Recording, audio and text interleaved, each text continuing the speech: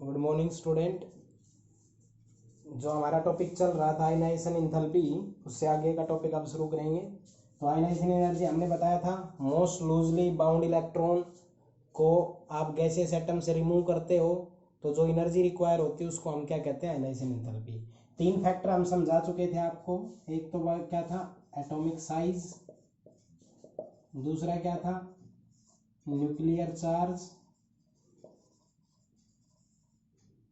तीसरा क्या था, इलेक्ट्रॉनिक कॉन्फ़िगरेशन।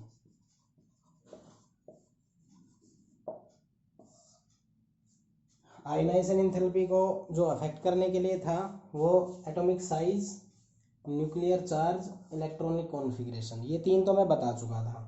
इसको थोड़ा सा हल्का सा मतलब इसके बारे में बता देता हूँ कि आयनाइजेशन एनर्जी जो होती है वो इनवर्सली प्रोपोर्शनल टू तो साइज की होती है। ये बात निकल के सामने आई थी।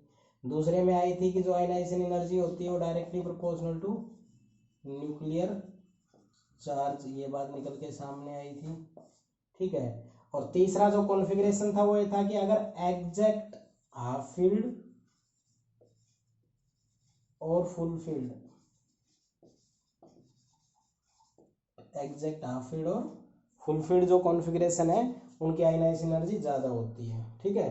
तो ये तीन फैक्टर हमारे पास निकल के सामने आए थे, यानी किसी एलिमेंट का अगर साइज ज़्यादा है तो उसकी आयनाइजेशन एनर्जी कम होगी, इनवर्सली प्रोपोर्शनल। और nuclear charge means charge on nucleus अगर ज़्यादा है तो अट्रैक्शन ज़्यादा होगी, तो आयनाइजेशन एनर्जी ज़्यादा होगी। अब तीसरा था कॉन्फ़िगरेशन में, तो कॉन्फ़िगरेशन दो तरह की होती है, एक होती है एग्जैक्ट हाफ फील्ड और एक होती है exact full field. Exact half field और फुल फील्ड कॉन्फ़िगरेशन जो होती है वो स्टेबलाइज होती है, तो स्टेबल इलेक्ट्रॉनिक कॉन्फ़िगरेशन इसके अंदर आपकी होती है। तो उसको स्टेबल ही हो गया, तो हर एलिमेंट इलेक्ट्रॉन लूज और गेन भी क्यों करता है, अपने आप को स्टेबलाइज करने के लिए। तो ये एग्जैक्ट हाफ फील्ड और फुल फील्ड कॉन्फ़िगरेशन है, ये अगर इलेक्ट्रॉन लूज करेंगे हम इनसे तो ये डिस्टेबलाइज हो जाएगी। तो इसलिए किसी भी उससे इलेक्ट्रॉन्स को रिमूव करने के लिए हमें स्टेबिलिटी की ही जरूरत होती है। तो ये जो स्टेबल होती है exact half field full field, तो इससे इलेक्ट्रॉन निकालना मुश्किल होता है। ठीक है। तो ये तीन फैक्टर हम डिस्कस कर चुके थे। अब जो फोर्थ चैप्टर टॉपिक है इसके अंदर वो है screening effect.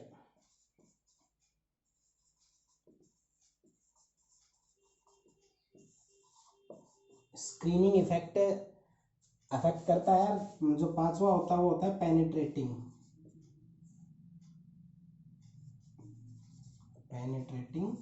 Power. Screening effect और पेनिट्रेटिंग पावर। ठीक है। तो ये दो फैक्टर आज डिस्कस करेंगे। तीन हो चुके हैं, साइज के इनवर्सली, न्यूक्लियर चार्ज के डायरेक्टली आयनाइजेशन एनर्जी, और एग्जैक्ट हाफ फील्ड और फुल फील्ड जो होती है वो क्या होती है, एक्स्ट्रा स्टेबल, तो उनकी आयनाइजेशन एनर्जी क्या होगी, ज़्यादा। अब स्क्रीनिंग इफेक्ट में क्या होता है, आयनाइजेशन, इसको बता रहा हूँ, आयनाइजेशन एनर्जी डिक्रीज, आपकी आयनाइजेशन एनर्जी क्या हो जाती है इसके अंदर, decrease with increase in screening effect, with increase in screening effect. यानी कि अगर आपका स्क्रीनिंग इफेक्ट इंक्रीज होगा तो आयनाइजेशन एनर्जी डिक्रीज हो जाएगी। अब आपको ये समझना जरूरी है कि ये स्क्रीनिंग इफेक्ट एक्चुअल में होता क्या है। देखो कि मल्टी इलेक्ट्रॉन्स की बात जब आती है, यानी जब साइज ज़्यादा बड़ा हो जाता है, तो न्यूक्लियस है ये, यहाँ इलेक्ट्रॉन हो गए 2, इसमें इलेक्ट्रॉन होंगे 8, 1 2 3 4 5 6 7 8, इसमें भी कितने होंगे 8, 1 2 3 4 5 6 7 8, इसमें 18, फिर इसमें 18। तो इस तरह से जो है, जब अगर इस वाले में इलेक्ट्रॉन है, इसको अगर आपको निकालना पड़ेगा, तो आप एक बात देखो, जब ज्यादा साइज होता है ना तो इलेक्ट्रॉन्स और इस न्यूक्लियस के बीच की डिस्टेंस बढ़ जाती है। तो आपको बताया कि डिस्टेंस अगर बढ़ गई तो कूलम्ब्स लॉ ने क्या कहा था, directly proportional to charge, inversely proportional to separation. अगर ये डिस्टेंस बढ़ गई है तो फोर्स क्या हो जाएगा, कम। तो ये जो न्यूक्लियस है ये कंप्लीट फोर्स इस इलेक्ट्रॉन पे अप्लाई नहीं कर सकते, मतलब जो इनर इलेक्ट्रॉन्स हैं ये तो न्यूक्लियस के क्लोजली रहेंगे, यानी कि इन इनर इलेक्ट्रॉन्स पे तो न्यूक्लियस का अट्रैक्शन ज्यादा रहेगा, बट जो आउटर मोस्ट इलेक्ट्रॉन है उसके ऊपर पूरा का पूरा फोर्स अट्रैक्ट जो इस न्यूक्लियस के द्वारा उस पर लगाया जाता है वो नहीं हो पाएगा। यानी कि ये इलेक्ट्रॉन्स जो हैं इनर, ये इस न्यूक्लियस को चारों तरफ से क्या कर लेंगे, स्क्रीन कर लेंगे, और जो फोर्स इन दोनों के बीच में लगना चाहिए था वो फोर्स नहीं लगेगा। तो जो इफेक्टिव न्यूक्लियर चार्ज होगा वो Z माइनस स्क्रीनिंग कॉन्स्टेंट, इसको क्या कहेंगे, स्क्रीनिंग कांस्टेंट। ठीक है, ये क्या है, एटॉमिक नंबर।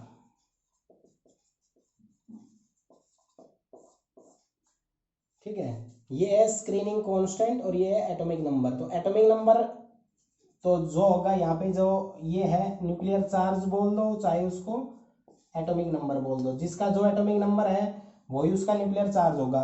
तो ये जो आता है इसको कहते हैं स्क्रीनिंग कांस्टेंट। स्क्रीनिंग कांस्टेंट क्या होगा कि जो ये इनर इलेक्ट्रॉन्स हैं ये इस न्यूक्लियस को स्क्रीन कर लेंगे, और इस न्यूक्लियस का इस इलेक्ट्रॉन के साथ जो कंप्लीट फोर्स होता है वो ये इलेक्ट्रॉन नहीं अट्रैक्ट कर पाएगा उसको। इसका मतलब ये लूजली बाउंड हो जाएगा, इस वजह से आयनाइज एनर्जी क्या हो जाएगी, डिक्रीज। मींस ये लूजली बाउंड हो गया तो इसको निकालना क्या रहेगा, बिल्कुल आसान रहेगा। तो यहाँ से क्या बात समझ में आई, जो आपकी आयनाइजेशन एंथैल्पी होती है वो डिक्रीज हो जाती है इंक्रीज इन स्क्रीनिंग इफेक्ट। अब स्क्रीनिंग इफेक्ट कब लगता है, स्क्रीनिंग इफेक्ट उन एलिमेंट्स में लगता है जिनके अंदर इलेक्ट्रॉन ज्यादा हो, जैसे 2 8 8, जैसे hydrogen, lithium, sodium, potassium, rubidium, caesium, francium. तो रूबियम, सीजियम जो है ना या फ्रांशियम, उन पे ये लगेगा। हाइड्रोजन जैसे ये है lithium, sodium, potassium, rubidium, caesium, francium, hydrogen, इनके ऊपर में इस पे नहीं लगेगा, इन पे भी नहीं लगेगा। अब इनके जैसे जैसे इनसे नीचे आते हम रहेंगे तो इलेक्ट्रॉन्स बढ़ते जा रहे हैं, तो स्क्रीनिंग इफेक्ट इनका बढ़ता जाएगा। ठीक है, क्यों, क्योंकि साइज बढ़ता जा रहा है, साइज बढ़ता जा रहा है तो न्यूक्लियस और लास्ट इलेक्ट्रॉन के बीच की एक प्रकार से डिस्टेंस बढ़ती जाती है। तो आप ये कहोगे सर ये तो साइज ही बढ़ रहा है तो ऑटोमेटिक आयनाइज एनर्जी डिक्रीज होगी, वो बात बिल्कुल सही है, लेकिन मल्टी इलेक्ट्रॉन्स में ये न्यूक्लियस का जो फोर्स है इस इलेक्ट्रॉन तक वो कंप्लीटली इनके ऊपर अफेक्ट नहीं करता। तो जितना उसके ऊपर इफेक्ट करता है जिसको हम बोलते हैं जेड इफेक्टिव, वो क्या होगा, जेड माइनस एस, यानी कि स्क्रीनिंग कांस्टेंट। ठीक है, ये जो आपका जेड इफेक्टिव ये निकाला जाता है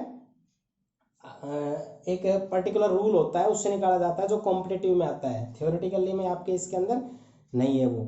ठीक है, तो यहां से क्या पॉइंट निकल के आया, आयनाइज एनर्जी डिक्रीज होती है किस कब, जब आपका स्क्रीनिंग इफेक्ट लगता है।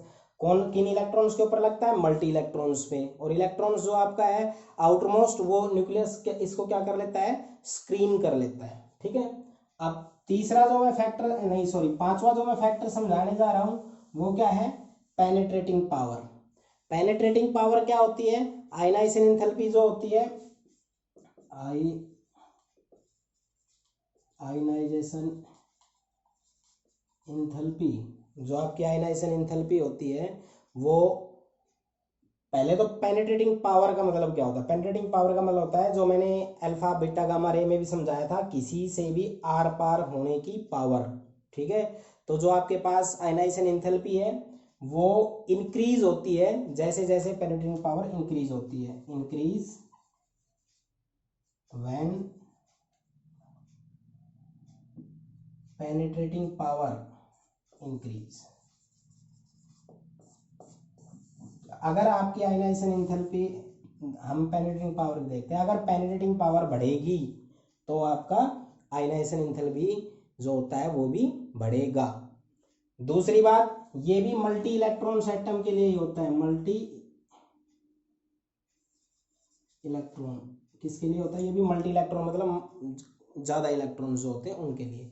अब ये कैसे होता है, ये न्यूक्लियस होता है, यहाँ इलेक्ट्रॉन आएंगे, यहाँ इनमें इलेक्ट्रॉन आएंगे, तो यहाँ पे आती है subshell S P D F.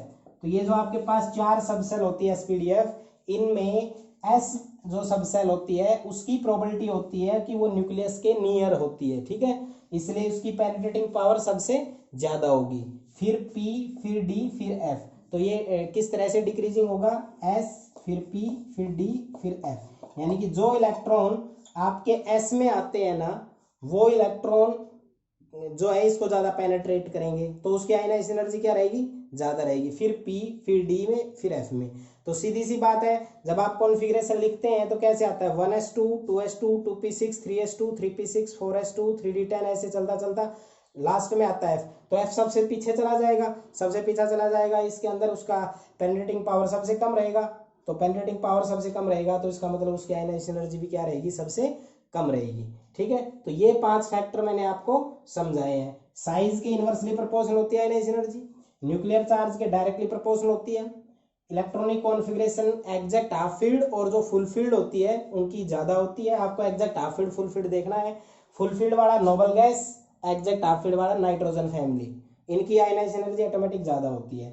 Screening effect और पेनिट्रेटिंग पावर, जो ये दो फैक्टर लगते हैं ये मल्टी इलेक्ट्रॉन्स के लिए लगते हैं, मतलब जिनमें ज़्यादा इलेक्ट्रॉन्स हो, जैसे नीचे वाले के लिए। तो इसमें क्या बताया था स्क्रीनिंग, इसके अंदर आयनाइजेशन एनर्जी स्क्रीनिंग इफेक्ट में क्या बताया था, जो आपकी आयनाइजेशन एंथैल्पी होती है वो डिक्रीज होती है जैसे जैसे आपके पास स्क्रीनिंग इफेक्ट इंक्रीज होता है। और आयनाइजेशन एंथैल्पी पेनिट्रेटिंग पावर पे कैसे डिपेंड करती है, ionisation enthalpy increase with increase the penetrating power. ठीक है, तो ये 5 फैक्टर आपको ध्यान रखने हैं। अगर आप ये 5 फैक्टर ध्यान रखते हैं तो आप पूरी पीरियोडिक टेबल के हर एलिमेंट की आयनाइजेशन एनर्जी का कंपैरिजन कर सकते हैं। ठीक है, अब आगे है variation.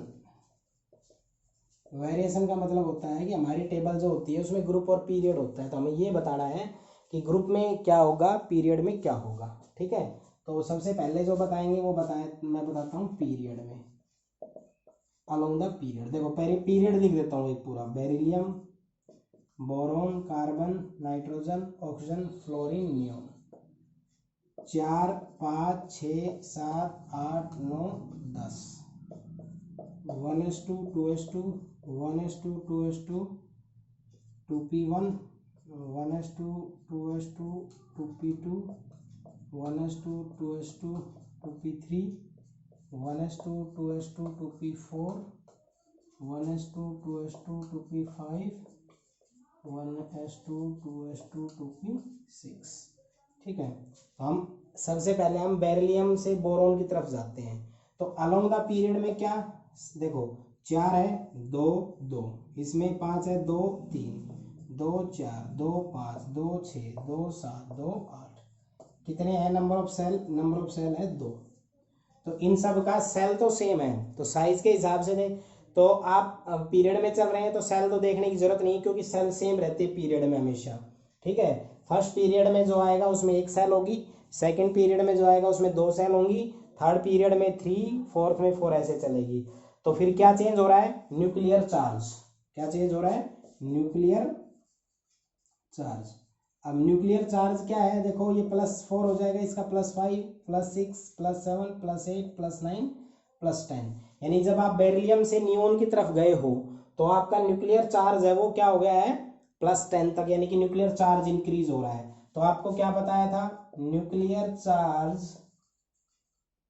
Directly proportional to ionization energy, यानी कि आपका जो न्यूक्लियर चार्ज होता है वो आयनाइजेशन एनर्जी के डायरेक्टली होता है। मतलब न्यूक्लियर चार्ज बढ़ रहा है तो आयनाइजेशन एनर्जी बढ़ेगी। इसका मतलब आप बेरिलियम से बोरॉन की तरफ जाओगे तो आयनाइजेशन एनर्जी बढ़ेगी। बोरॉन यानी यहाँ से यहाँ तक गए इंक्रीज हुई, यहाँ से यहाँ तक गए इंक्रीज हुई। कार्बन नाइट्रोजन पे आए तो नाइट्रोजन पे आप देखो 2p3, नाइट्रोजन पे p3 है तो 1 2 3 क्या हो गया, ये एग्जैक्ट हाफ फील्ड, क्या हो गया एग्जैक्ट हाफ फील्ड।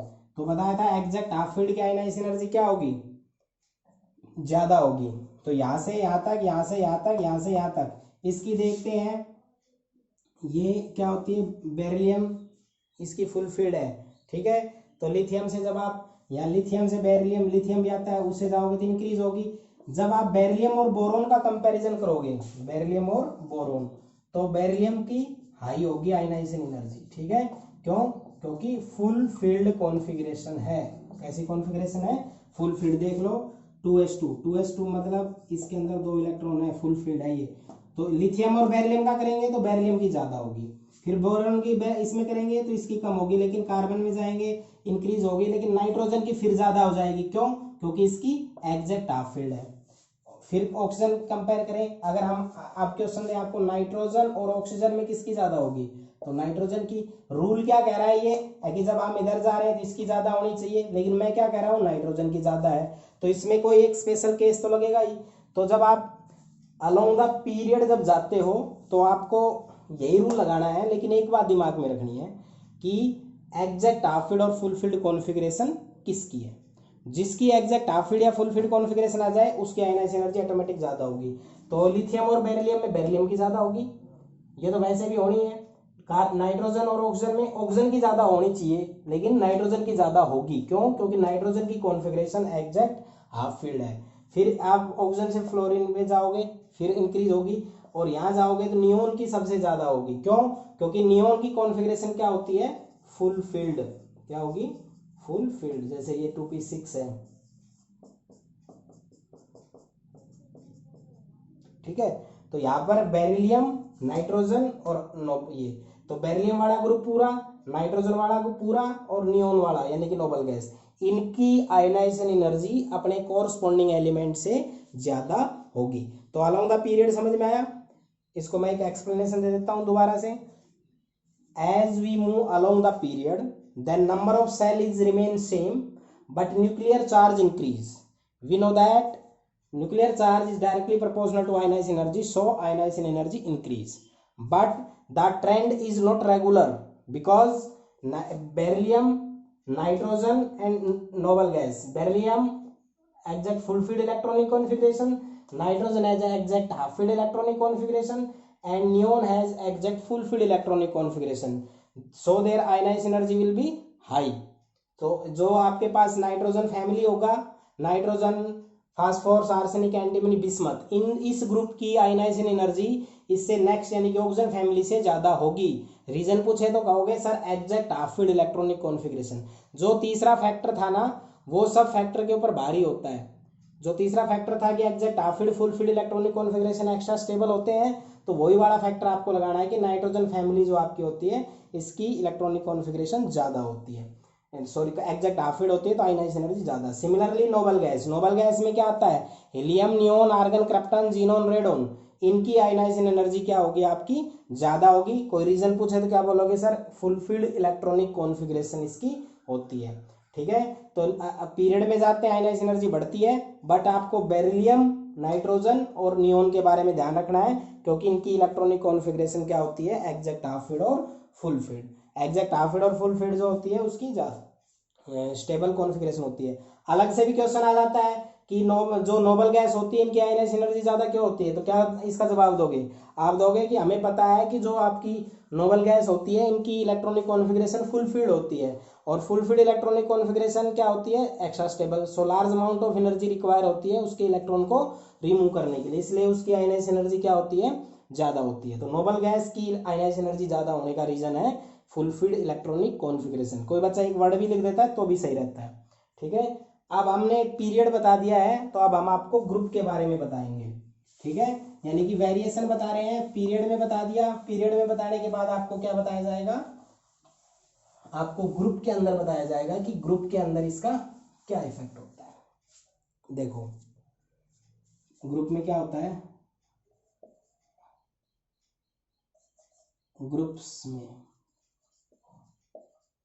ग्रुप में बात करता हूं, चलो hydrogen, lithium, sodium, potassium, rubidium, caesium, francium, 1 3 11 19 37 55 87, कौन इसका 1 2 1 2 8 1 2 8 8 1 इस तरह चलता जाएगा। यहाँ नंबर ऑफ सेल 1, यहाँ नंबर ऑफ सेल 2, यहाँ नंबर ऑफ सेल 3, यहाँ 4, यहाँ 5, यहाँ 6, यहाँ 7।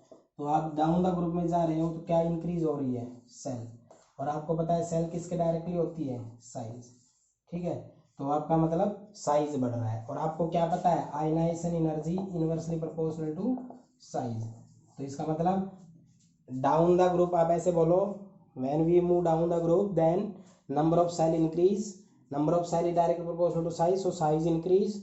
साइज जो आपका होता है ये इंक्रीज होने के कारण आपकी आयनाइजेशन एनर्जी क्या हो जाएगी, डिक्रीज हो जाएगी। तो हमारी जो पीरियोडिक टेबल है उसके किसी भी ग्रुप में डाउन में जाते हो तो साइज बढ़ता और साइज अगर बढ़ता है तो आयनाइज एनर्जी कम होती है। तो अगर आप इनका कंपैरिजन करें तो सबसे कम आयनाइज एनर्जी इसकी होगी। अगर मैं कहता हूं लिथियम और सोडियम में बताओ किसकी आयनाइज एनर्जी किसकी ज्यादा है बताओ, तो आप देखोगे साइज, इसका साइज ज्यादा है तो इसकी आयनाइज एनर्जी क्या रहेगी, लेस। तो ज्यादा किसकी रहेगी, लिथियम की। तो डाउन द ग्रुप में जाते हैं, नंबर ऑफ सेल्स इंक्रीज होती है, नंबर ऑफ सेल इंक्रीज होती है, तो इसका मतलब आपका साइज इंक्रीज होता है। साइज इंक्रीज तो आयनाइज एनर्जी डिक्रीज। हमारे पूरे पीरियोडिक टेबल के अंदर सीजियम एक वो एलिमेंट होता है जिसका साइज सबसे बड़ा होता है। इसका साइज सबसे बड़ा होता है, इसलिए इसकी आयनाइज एनर्जी सबसे लेस होगी। इसी रीजन के कारण सीजियम को फोटो सेल में भी यूज किया जाता है। ठीक है, तो क्या कहोगे, in down the group number of shells increase, shell increase means size increase, और we know that ionisation energy is inversely proportional to size, so ionisation energy decrease. कोई भी ग्रुप हो, अगर आप डाउन में जाओगे साइज बढ़ता है, साइज बढ़ता है तो आपकी आयनाइजेशन एनर्जी क्या होती है, डिक्रीज होती है। तो अलोंग द पीरियड और डाउन द ग्रुप का हमने बता दिया है। तो अब इसके बाद है आपके पास कि जो आपके पास पीरियड में था उसमें न्यूक्लियर चार्ज इफेक्ट डाल रहा था, बट बेरिलियम, नाइट्रोजन ग्रुप और आपके पास नोबल गैस, उनमें एग्जैक्ट हाफ फील्ड वाला लग रहा था। ठीक है, यानी कि जब आप पूरी पीरियोडिक टेबल के किसी भी एलिमेंट का कंपैरिजन करते हैं तो आपको तीन फैक्टर देखने होते हैं, साइज नंबर 1 पे, नंबर 2 पे न्यूक्लियर चार्ज, नंबर 3 पे आपको क्या देखना होता है, कॉन्फ़िगरेशन। स्क्रीनिंग इफेक्ट और जो आपके पास पेनिट्रेटिंग पावर है वो हम इतना देखते नहीं है, क्योंकि इन्हीं तीन फैक्टर से आपको एग्जैक्टली पता चल जाता है कि आयनाइज एनर्जी किस हिसाब से वेरी करेगी। तो याद रखना, डाउन द ग्रुप में जाते हैं साइज बढ़ता है, साइज बढ़ता है तो आपके पास आयनाइज एनर्जी डिक्रीज होती है। अलोंग द पीरियड चलते हैं, न्यूक्लियर चार्ज बढ़ता है, सेल सेम रहती है, मीन साइज नियरली सेम, थोड़ा सा डिक्रीज होता है साइज, तो आयनाइज एनर्जी आपकी क्या होती है, इंक्रीज होती है। बट जो बेरिलियम वाला ग्रुप है और जो आपके पास नाइट्रोजन फैमिली है, जो आपके पास नोबल गैस है, उनकी आयनाइज एनर्जी ऑटोमेटिकली ज़्यादा होती है, क्योंकि उनकी कॉन्फ़िगरेशन जो होती है वो आपकी क्या होती है, एग्जैक्ट हाफ फील्ड या फिर एग्जैक्ट फुल फील्ड। तो एग्जैक्ट हाफ फील्ड और जो फुल फील्ड इलेक्ट्रॉनिक कॉन्फ़िगरेशन जो आपकी होती है ना, वो क्या होती है आपके पास, वो ज़्यादा electronic configuration, sorry exact half field और फुल फील्ड अगर है तो उनकी आयनाइज एनर्जी क्या होगी, ऑटोमेटिकली ज़्यादा होगी। ठीक है, अब जब ये तीन फैक्टर अगर आप ध्यान रख लेते हैं तो आप पूरी पीरियोडिक टेबल के अंदर किसी भी एलिमेंट का कंपैरिजन करके, किसी भी एलिमेंट का कंपैरिजन करके आप आयनाइज एनर्जी का बता सकते हो। मैं रैंडमली कुछ क्वेश्चंस बताता हूँ आपको पूरी पीरियोडिक टेबल के अंदर से, आप खुद इसका हिसाब लगा के बताना कि इसका आंसर क्या होना चाहिए। ठीक है, जैसे मान लो मैं कहता हूं आपसे नाइट्रोजन और ऑक्सीजन, बताओ किसकी आयनाइज एनर्जी ज्यादा होगी। तो आपको कुछ नहीं करना, इसकी इनका एटॉमिक नंबर लिखा करो सबसे पहले 1s2 2s2 2p3, इसका लिख लो 1s2 2s2 2p4। लास्ट में देखो p में 3 है, 1 2 3, यहाँ p में 4 है, 1 2 3 4, ये क्या है, exact half field. Exact half field क्या होता है, स्टेबल, स्टेबल होता है, तो आयनाइज एनर्जी क्या होगी इसकी, हाई होगी। तो यहाँ पर 5-6 क्वेश्चन जनरेट होते हैं, nitrogen, phosphorus, arsenic, antimony, bismuth, compare with oxygen, sulphur, selenium, tellurium, polonium. तो इन ग्रुप की अगर कंपैरिजन करेंगे तो रूल के मुताबिक इनकी ज्यादा होनी चाहिए, लेकिन इन सब की कॉन्फ़िगरेशन क्या होती है, एग्जैक्ट हाफ फील्ड। क्या होती है, exact half field. Exact half field अगर है तो इनकी कॉन्फ़िगरेशन एग्जैक्ट हाफ फील्ड ज्यादा स्टेबल है, स्टेबल ज्यादा है तो आयनाइज एनर्जी क्या होगी, इनकी ज्यादा होगी। ठीक है, इनकी कम होगी। तो पेपर में आपके आ सकता है फास्फोरस और सल्फर का कंपैरिजन, आर्सेनिक और सेलेनियम, यानी कि ऐसा नहीं है इसका कंपेयर आएगा, कंपेयर आएगा इन दोनों का, इन दोनों, क्योंकि पीरियड में रहते हैं, इन दोनों का या इन दोनों का। तो ये 3 2 5 क्वेश्चन हो गए, इनके अंदर एक ही जवाब होगा आपका कि नाइट्रोजन और ऑक्सीजन में नाइट्रोजन की ज्यादा होगी, क्योंकि इसकी कॉन्फ़िगरेशन एग्जैक्ट हाफ फील्ड है। ऐसे इनकी, ऐसे सबका यही आंसर रहेगा। ठीक है, अब दूसरा मैं क्वेश्चन आपसे पूछना चाहता हूं कि ये तो चलो इस वाले का हो गया, अब किसी का भी कंपेयर आ जाए नोबल गैस के साथ, किसके साथ आ जाए, नोबल गैस के साथ। तो नोबल गैस के साथ जैसे मान लो मैं ऐसे कहता हूं आपका फ्लोरीन और नियोन, क्लोरीन और आर्गन, इनमें किसकी आयनाइजेशन एनर्जी ज्यादा होगी। तो नियोन 10 होता है 1s2 2s2 2p6, ये आर्गन 18 होता है 1s2 2s2 2p6 3s2 3p6। ये दोनों अगर आप देखते हो तो ये क्या है, फुलफिल्ड। अगर फ्लोरीन 9 का देखते हैं तो 1s2 2s2 2p5, एक इलेक्ट्रॉन कम है। इसका देखते हैं क्लोरीन का 17 का 1s2 2s2 2p6 3s2 3p5, इसमें भी एक इलेक्ट्रॉन कम है।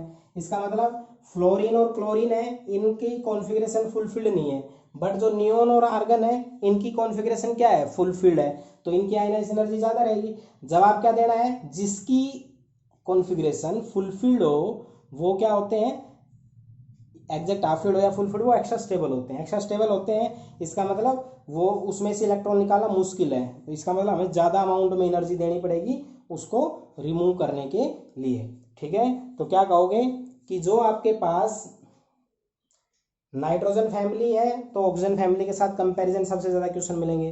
दूसरा नोबल गैस का आपका हैलोजन के साथ मिलेंगे। ठीक है, और अलोंग द पीरियड का कोई मिल जाए उसके लिए मैं एक दो बता देता हूँ। कोई आपका अगर आपके पेपर में आता है बोरोन और कार्बन, बताओ भाई बोरोन और कार्बन के बीच में किसकी ज़्यादा हो, तो सबसे पहले आपका काम वो ये मैंने जो बताया कॉन्फ़िगरेशन लिखो 1s2 2s2 2p1, इसकी 1s2 2s2 2p2। अब एक बात देखो, ये सबसे पहले देखा करो कि क्या electronic configuration exact half field है फुल फील्ड है, नहीं है। नहीं है तो फिर 5 के बाद 6 इधर वाला चल गया, तो न्यूक्लियर चार्ज वाला आपका फैक्टर लगेगा। और न्यूक्लियर चार्ज क्या होता है, directly proportional to ionization energy. इसका मतलब इसका न्यूक्लियर चार्ज कितना +6, इसका न्यूक्लियर चार्ज कितना +5। एक बार मैं फिर बताता हूँ आपको, एक बार दोबारा से बताता हूँ कि जो एटॉमिक नंबर होता है वही न्यूक्लियर चार्ज। तो बताओ न्यूक्लियर चार्ज ज्यादा किसका, कार्बन का, तो न्यूक्लियर चार्ज ज्यादा आयनाइजेशन एनर्जी ज्यादा। क्यों, क्योंकि ये न्यूक्लियस पे ज्यादा चार्ज होगा तो वो इलेक्ट्रॉन को ज्यादा टाइटली बाउंड करके रखेगा, इसलिए उसकी आयनाइजेशन एनर्जी क्या होगी आपकी उससे ज्यादा होगी। तो इन दोनों में किसकी ज्यादा होगी, कार्बन की। रीजन क्या लगेगा कि इसका न्यूक्लियर चार्ज ज्यादा है, इसका न्यूक्लियर चार्ज ज्यादा है तो इसके अंदर अट्रैक्शन इस बोरोन के इलेक्ट्रॉन्स के अट्रैक्शन की कंपैरिजन में ज्यादा होगी, इसलिए इनकी आयनाइजेशन एनर्जी क्या होगी, ज्यादा होगी। ठीक है, एक मान लो मैं एक कंपेयर करके बता रहा हूँ सोडियम और पोटाशियम, बताओ भाई इसमें किसकी ज्यादा होगी। ये 11 है ये 19 है, 2 8 1 2 8 8 1। अब एक बात सुनो, कई बच्चे ये कह सकते हैं कि सर देखो इसका न्यूक्लियर चार्ज +11 है और इसका न्यूक्लियर चार्ज +19 है, तो न्यूक्लियर चार्ज अगर इसका ज्यादा है पोटाशियम का तो nuclear charge directly proportional to ionization energy, तो इसका आयनाइजेशन एनर्जी ज्यादा होना चाहिए, बिल्कुल नहीं। जब आपका सेल देखो, यहाँ सेल है 3 और यहाँ पे सेल कितने हैं 4, तो अगर आपका पता है साइज जो होता है वो inversely proportional to ionization energy के होता है। तो याद रखना जब साइज की बात आए और न्यूक्लियर चार्ज की बात आए तो साइज का जो फैक्टर है वो ज्यादा प्रोनाउंस्ड होता है, यानी कि साइज का जो फैक्टर होता है वो ज्यादा लगता है in comparison to nuclear charge. यानी कि न्यूक्लियर चार्ज जितना इलेक्ट्रॉन को अट्रैक्ट करता है उससे ज्यादा साइज को उसको अफेक्ट करता है। तो यानी कि न्यूक्लियस और लास्ट इलेक्ट्रॉन के बीच की जो अट्रैक्शन है वो साइज के अंदर क्या हो जाती है, ज्यादा दूर हो जाता है, तो वो अट्रैक्शन इतना ज्यादा हो नहीं पाता। तो याद रखना डाउन द ग्रुप में साइज का फैक्टर लगेगा, अलोंग द पीरियड आपका न्यूक्लियर चार्ज का लगेगा, और बीच में अगर कॉन्फ़िगरेशन एग्जैक्ट हाफ फील्ड आ जाए तो आप उस को लगाओगे जो सबसे ऊपर लगेगा। ठीक है, तो इस तरह से आप पूरे पीरियोडिक टेबल में किसी भी एलिमेंट के बारे में कर सकते हो। इसके अलावा मैं अब एक दो क्वेश्चन और बताता हूँ आपको, वो है फर्स्ट सेकंड आयनाइजेशन एनर्जी के बारे में।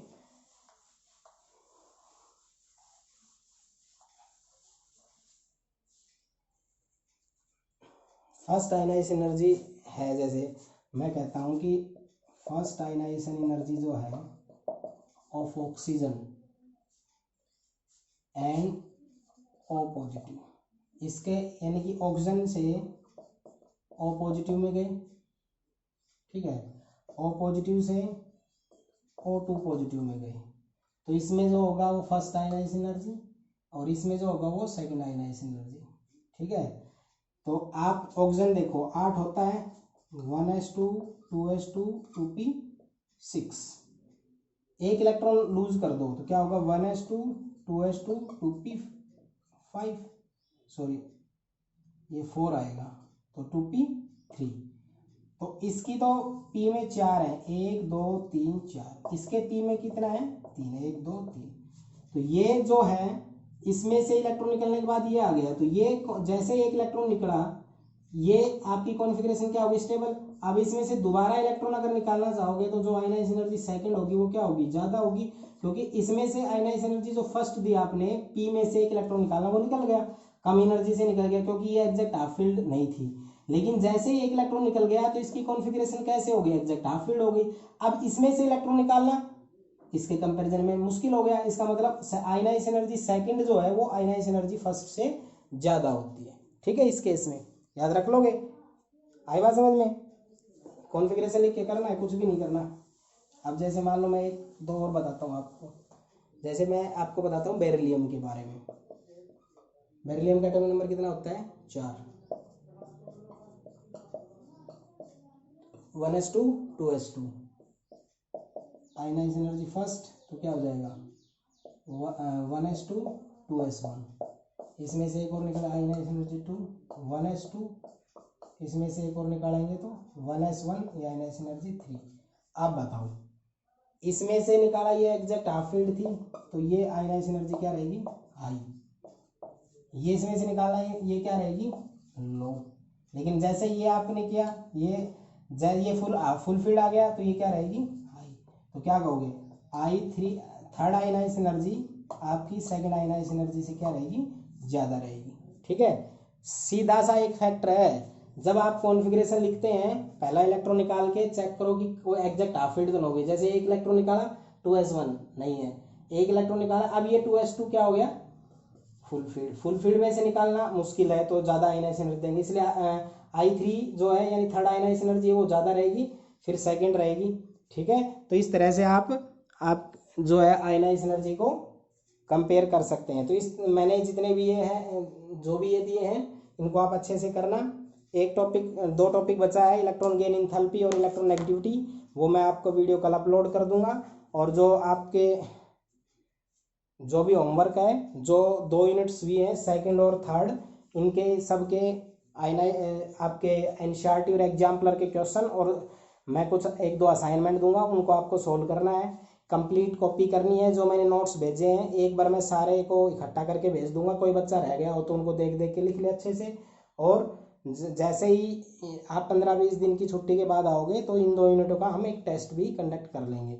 एनसीईआरटी और एग्जाम्पलर की अलग अलग एक कॉपी अलग में इनको अच्छे से आप तैयार करोगे। बाकी वो मैं लिख के अपलोड भी करूँगा ताकि आपका जो होमवर्क है वो क्या होगा। ठीक है, तो इसी के साथ ये लेक्चर यहीं ख़त्म होता है। कल हम आपको लास्ट वीडियो अपलोड करेंगे। Thank you.